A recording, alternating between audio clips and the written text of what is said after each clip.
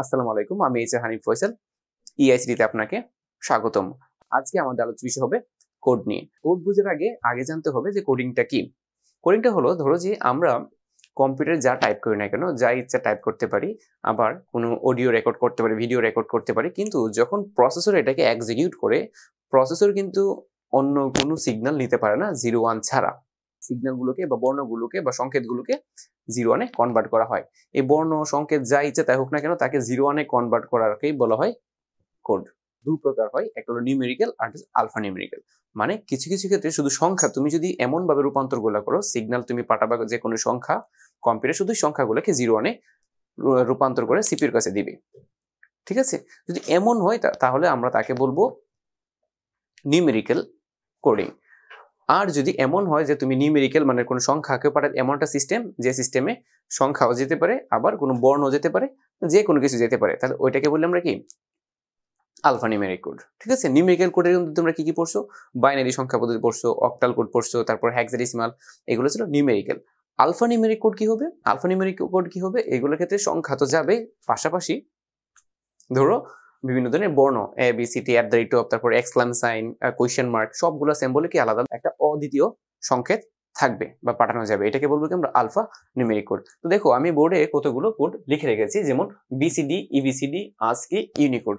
তো এইগুলো খুব মনোযোগ সহকারে দেখতে হবে, আমি স্টেপ বাই স্টেপ বর্ণনা করে যাব, এবং এইগুলো থেকে খুব ইম্পর্টেন্ট MCQ তোমাদের পরীক্ষায় আসে, অথবা বিভিন্ন ধরনের জব সেক্টরে এইখান থেকে ইম্পর্টেন্ট MCQ গুলো আসে। তো দেখো শুরুতে বলি BCD কোড। BCD কোড কত সালে আবিষ্কার হয় এটা মাথায় রাখতে হবে। BCD আর পুনরূপ তোমাকে জানতে হবে। BCD পুনরূপ কি? Binary coded decimal. এটা খুবই ইম্পর্টেন্ট একটা MCQ। আবিষ্কার হয় কত সালে? 1928 সালে। কোন কোম্পানি আবিষ্কার করে? IBM corporation. ঠিক আছে, IBM কোম্পানি এটা আবিষ্কার করে। এবং BCD কত বিটের? আর বিট কিভাবে ক্যালকুলেট করতে হয় আমরা জানি, বিট হলো 2 টু দ্য পাওয়ার 4। এই যে 2 এর উপর পাওয়ার যা থাকে তাই হলো তার বিট নাম্বার। এবং তুমি যদি এটাকে ভাঙাও, মানে 2 to the power 4 equal to কত হয়?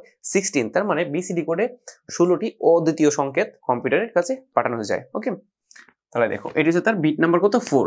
এবং কোন কোন ক্ষেত্রে BCD কোড ব্যবহার করা হয়? BCD কোড ব্যবহার করা হবে ক্যালকুলেটরে, ঘড়িতে, ভোল্টমিটারে, এবং ইলেকট্রিক ডিসপ্লে বোর্ডেও BCD কোড ব্যবহার করা হয়।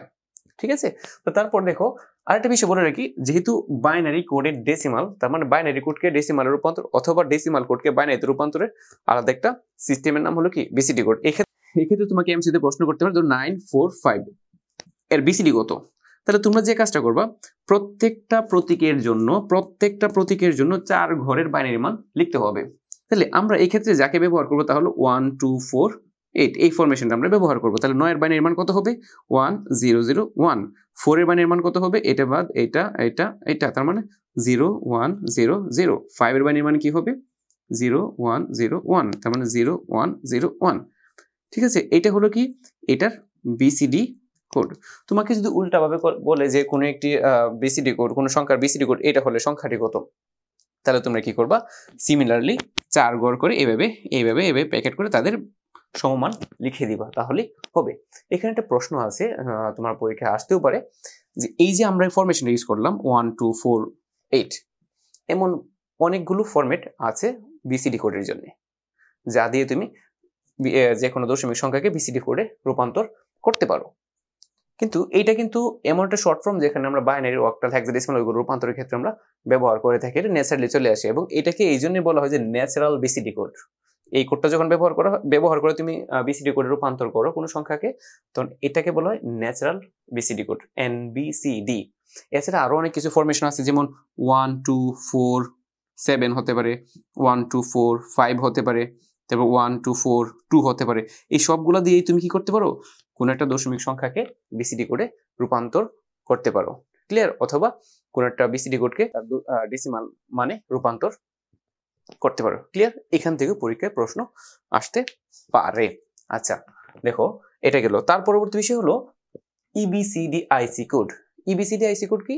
জাস্ট এটাকে এক্সটেন্ড করা হলো, একটু প্রসারিত করা লাগেছিল, এভাবে এবার এভাবে হয়েছে আর কি, বুঝছো না? এখানে কি কি জানতে হবে? পুনরূপটা জানতে হবে, extended binary coded decimal interchange code. Okay, এবং এটা কত বিটের? 8 বিটের। কোন কোম্পানি বেশি করে?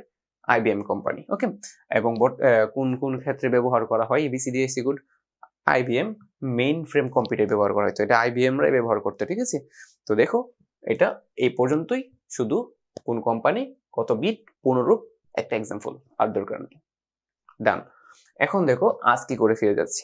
তো দেখো আমি এখানে লিখে রেখেছি কি 1965 সালে আবিষ্কার করা হয় কি ASCII 7, কিন্তু ASCII 7 এর আগে কিন্তু ASCII নিয়ে গবেষণা হয়, এবং ASCII টা আবিষ্কার করে কি ANSI। তো এটা খুব একটা ইম্পর্টেন্ট না, যদি প্রশ্ন করে ASCII কত সালে আবিষ্কার করে তাহলে কিন্তু আসলে 65, যদি 65 না থাকে, যদি ধরো 65 নাই কিন্তু 63 আছে, তাহলে অবশ্যই তোমরা 63 দেখাবা।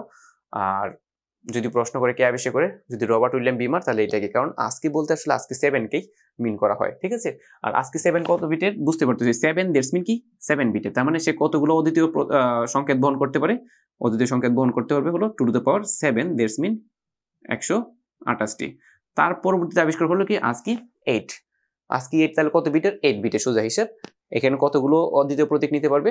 তা হলো 2 টু দ্য পাওয়ার 8, তার মানে কত হবে 256, এতগুলো অদ্বিতীয় সংকেত সে বহন করতে পারে। যে কিবোর্ড গুলোতে দেখো, এটা ব্যবহার দেখায় তোমাকে, যে মাইক্রো কম্পিউটার, মাউস, প্রিন্টার সবগুলোতে কি করা হয়?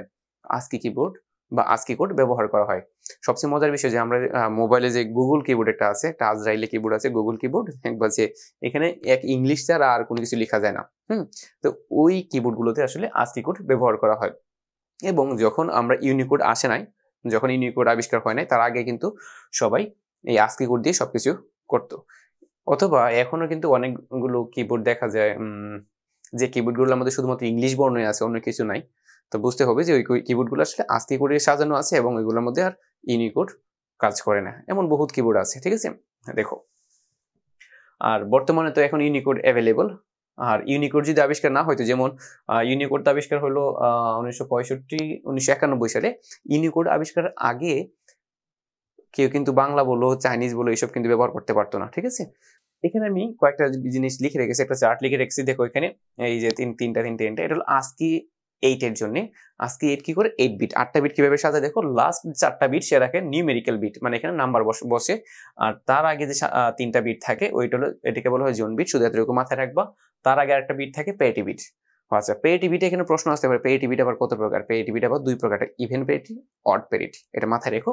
তারপর দেখো এখানে আবার কয়েকটা MCQ প্রশ্ন করা হয় এভাবে, যে এই যে জোন বিট 0 থেকে 31 পর্যন্ত, এটাকে বলা হয় জোন বিট। আর 0 মানে 000 থেকে এবং 127, 000 এবং 127 নাম্বারিং ক্ষেত্রে 000 এবং 127, এটাকে নিয়ন্ত্রণ ক্যারেক্টার বলা হয়, যারা নিয়ন্ত্রণ করতে পারে। আর তোমাকে এটা এমসিকিউ প্রশ্ন করে ASCII করে বিশেষ ক্যারেক্টার কাদেরকে বলা হয়? বিশেষ ক্যারেক্টার হলো 32 থেকে 64, বড় হাতের বর্ণ, ছোট হাতের বর্ণ। আমরা যে কিবোর্ডে বড় হাতের অ্যালফাবেট অথবা যাকে বলি আমরা ক্যাপিটাল লেটার অথবা স্মল লেটার যে টাইপ করি, এই টাইপ কিন্তু কম্পিউটার বুঝে না। কম্পিউটার কি করে 0-1 কিছু একটা কনভার্ট করে। তার মানে এখানে একটা রেঞ্জ তোমাকে মাথায় রাখতে হবে। ক্যাপিটাল লেটারের জন্য 65 থেকে 90, 65 টু 90, এই যে 26টা, এই 26টা হলো কি বড় হাতের অ্যালফাবেটের জন্য। তুমি যদি কিবোর্ডে ক্যাপিটাল A ক্লিক করো, তাহলে কম্পিউটার কি করে 65 এর বাইনারি মানটা কম্পিউটারের ভেতরে পুশ করে। তুমি যদি স্মল লেটার ক্লিক করে কিবোর্ডে, তাহলে কম্পিউটার স্মল লেটার নিতে পারে না, সে কিনে 0 আনে। তখন কি করে কম্পিউটার সাথে সাথে স্মল লেটার A এর বাইনারি মান বা তার সমমান হলো কি 97 এর বাইনারি মানটা কম্পিউটারের ভেতরে পুশ করা হয়। বুঝতে পারছো বিষয়টা? এই ছিল ASCII কোডের প্রসেস। তো তোমাদের বিষয়টা মাথায় রাখতে হবে যে ASCII কোডের 97 থেকে 122 পর্যন্ত হলো কি ছোট হাতের বর্ণ, আর 65 থেকে 90 হলো কি বড় হাতের বর্ণের জন্য। আর একটা বিষয় হলো এটা মাথায় রেখো যে ASCII কোড এর মান হলো 64, মানে ক্লিক করলে 64 এর বাইনারি মান কম্পিউটার এর প্রসেসরের কাছে পৌঁছে যায়। ক্লিয়ার? এটা ছিল প্রসেস। তারপর কথা বলবো ইউনিকোড নিয়ে। তো ইউনিকোড কত সালে আবিষ্কার হয়, কত বিটের, কতগুলো অদ্বিতীয় প্রতীক আছে, তারপর বাংলা ভাষা কত সালে যুক্ত হয়, এটাই সবচেয়ে বেশি ইম্পর্টেন্ট। ইউনিকোড আবিষ্কার হয় 1991 সালে। হ্যাঁ, কোন কোম্পানি আবিষ্কার করে? অ্যাপল কোম্পানি এবং জেরক্স কর্পোরেশন 1991 সালে আবিষ্কার করে। এটা কত বিটের? 16 বিটের। কতগুলো অদ্বিতীয় বা মৌলিক প্রতীক আছে? 65,536টি অদ্বিতীয় বা মৌলিক প্রতীক আছে। তো এই বিষয়গুলো কিন্তু সবকিছু ক্ষেত্রে তোমার মাথায় রাখতে হবে এবং অনেক অনেক ইম্পর্টেন্ট। প্রথম দিকে যখন যাত্রা শুরু করে 1991 সালে, তখন তাদের ভাষা ছিল কয়টা? 24টি ভাষা নিয়ে সে যাত্রা শুরু করে। আর বর্তমানে তার ভাষার সংখ্যা হলো 154টি ভাষা সে সাপোর্ট করে। 154 ভাষায় তুমি যে কোনো কিছু লিখতে পারবা ইউনিকোড ব্যবহার করে। ইউনিকোডের ক্ষেত্রে দেখো, আমরা যদি ক লিখি তাহলে কম্পিউটার কি করবে?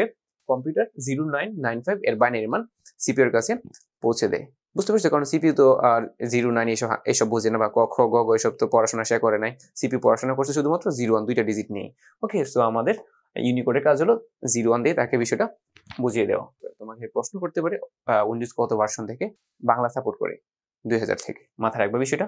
ইউনিকোডে বাংলা বর্ণ কতগুলো? ইউনিকোডে বাংলা বর্ণের জন্য জায়গা আছে 128টি। ঠিক আছে, এটা মাথায় রাখতে হবে। এবং বাংলা বর্ণের যে বাংলা বর্ণের রেঞ্জটা হলো ইউনিকোডে 0980 থেকে, মানে U0 মানে ইউ ফর ইউনিকোড থাকে 0980 থেকে 09FF পর্যন্ত। তুমি যদি এই বিষয়গুলো মাথায় রাখতে পারো, তো আশা করি কোডিং রিলেটেড বা কোড রিলেটেড যে কোনো প্রশ্ন আসলে তুমি অবশ্যই পারবে, এবং কোনো সমস্যা হওয়ার কথা না। ঠিক আছে, এবং এই যে বিষয়গুলো অবশ্যই মনোযোগ সহকারে পড়বে, কারণ তোমার এইচএসসি পরীক্ষা, যে কোনো পরীক্ষা বলো, এবং ভবিষ্যতে তুমি যে কোনো জব সেক্টর যেমন বিসিএস বলো বা অ্যাডমিশন বলো, সবকিছু ক্ষেত্রেই এই বিষয়গুলো কাজে লাগবে। সো একটু ভিডিওটা পজ করে হলেও মনোযোগ সহকারে ভিডিওটা আশা করি ভালো করে দেখবে, এবং দেখা হচ্ছে পরবর্তী কোনো ভিডিওতে। আল্লাহ হাফেজ।